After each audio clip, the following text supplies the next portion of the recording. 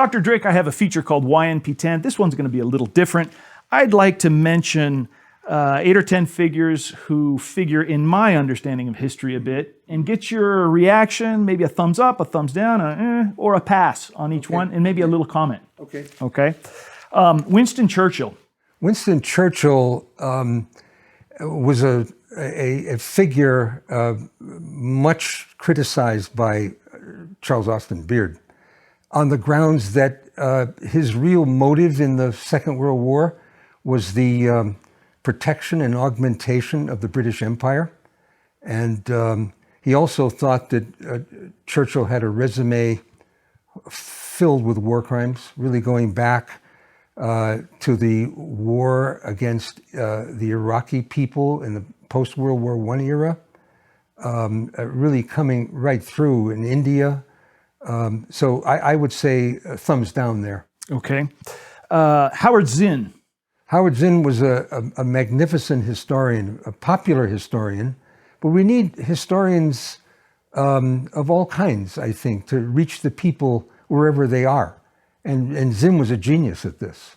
I think his popular history of the United States is a classic book that has introduced millions of people to the study of history. Many of my students come to the university really as interested in history through Howard Zinn. And so I have nothing but the greatest praise for historians of his caliber who had an argument. I think it was a very cogent argument that he made in the book about the shortfall in democracy here, and how we need to make that up in order to be really to fulfill the dreams of our greatest leaders, greatest thinkers. So I put him high up on the list of very successful teaching historians. There are research historians, people who do archival research, and there are people who distill the essence of other people's archival work. And Zinn was a master, I think, at the distilling of other people's work. Charles Beard among them. He was a great admirer of Charles Beard. And so definitely thumbs up. Okay. Stephen Ambrose. Stephen Ambrose I knew personally and taught 2 of his children here. They were students here. So I got to know the Ambroses well. And I think Ambrose was another one of those extraordinarily effective historians who reached people with his books. His book on Lewis and Clark. Yes, I read that. I mean, that has just become a huge success. And required reading in Montana. You're an ignoramus here if you haven't read that. I mean, his work on the Second World War, I think, is very important. He also was a public intellectual. I admired him enormously for reaching out beyond the groves of academe and bringing history into the marketplace where people are. So way thumbs up for Ambrose. Will Durant. Will Durant, I would admire as well on the grounds that he was able to, he and his wife, Will and Ariel, fascinating couple, kind of like the Beards in many ways, Charles and Mary Ritter Beard. Tag team. They collaborated. Yeah. And I think that's magnificent. Bringing a female perspective in to the male perspective, I think is enriching just on the face of it. And their books benefit from that. But he also was able to reach huge audiences of people, which academic historians, to their everlasting shame, are unable to do. I mean, we are trained to take archives apart and to find out what's in there and to bring our knowledge gained from the archives back to society. But in terms of really fashioning a narrative that will reach these millions of readers, which people like Will Durant and Ariel Durant were able to do, that's something that the academic world doesn't do very well. So we need them. Definitely. Thumbs up. Thucydides. Thucydides is the master, the supreme master. You ask why. I ask for you. Thucydides conceived the discipline of analytical history. I mean, before Thucydides, his great precursor was a genius in his own right for different reasons. Herodotus was still writing about the gods deciding battles in the Persian Wars, which is what his great book was. Thucydides said, we're not going to do that anymore.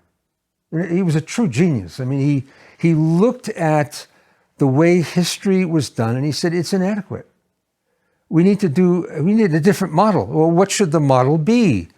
The model should be, and he was a contemporary of Socrates. He was in that world of the Socratic rationalist revolution. He said, well, what we should do is to write our history based on logic and evidence. Logic and evidence, which is the gold standard for all the historians I admire ever since. And Thucydides is the one who develops it. He's the father of us all. So thumbs way up, as high as they can go for him. Got it.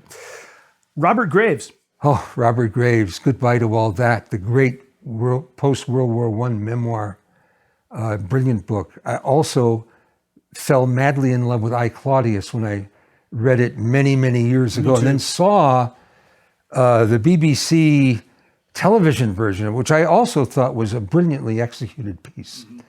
Mm-hmm. And what I so valued about I, Claudius, again, was the capacity of Graves as the author and the director of the television program, the series, really. I mean, to bring history to the people. I have great, infinite respect for people who can do that. It's so necessary, it's so vital that we learn how to inculcate historical knowledge beyond the academic world, which is the kind of history that I and people trained the way I have been trained, the way we write. But I always look to writers like Robert Graves, Will Durant, others we've mentioned, as very gifted communicators. And also his memoir. I think it's one of the greatest memoirs of that post-World War I era, along with other books of that kind, but that book stands out in my reading experience. So another thumbs up. Ken Burns. Ken Burns, I've seen many of his documentaries. I would put him in that same category. A very gifted filmmaker, documentary maker, who has the skill to reach a large audience with the work that he does. I mean, to interest people in the Civil War in ways that few publishing historians are able to do. I think we're living in a film age in some ways. And so the more film work that can be done of an effective nature, such as some of his documentaries, the more of that work that's done, I think the better for the historical education of the people. So yeah, I give him a thumbs up. I wonder if Ken Burns would be willing to look at World War II from a Beardian perspective. It would depend on where his funding came from. Exactly. You know? And that's the problem, I think, in the film world. Right. Is that you're a prisoner of that, and to some extent, you're a prisoner of that even in the academic world, yes. But not to the same degree. Right. And I mean, there are ways of writing, I think, more freely at the conceptual level than would be possible when you're in the commercial marketplace. Right. Speaking of which, and my next one, I remember, must have been late 90s or early 2000s. I'm living in Japan, but I got wind that the History Channel was going to do a documentary on the USS Liberty, the attack of the USS Liberty, the Israeli Air Force trying to sink this American ship in the Mediterranean. I call my dad and I say, hey, Friday night, 7 o'clock, History Channel, record it for me, will you? He still had a VHS. He said, got it. And then a week later, he said, oh, it didn't make it to the television. So that's my next one, the History Channel.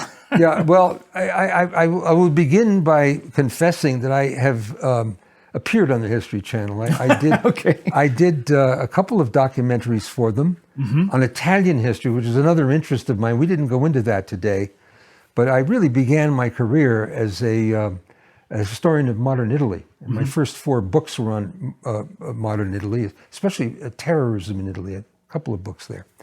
But I also have taught courses at the university on all Italian history, including from Dante to the French Revolution to the modern period. And I was asked by a director doing a documentary on the Renaissance to do a couple of Renaissance documentaries. And we did. I thought that they left me alone, pretty much. I don't imagine they leave, but the topics I was dealing with weren't controversial. But Right. Renaissance Italian art Right.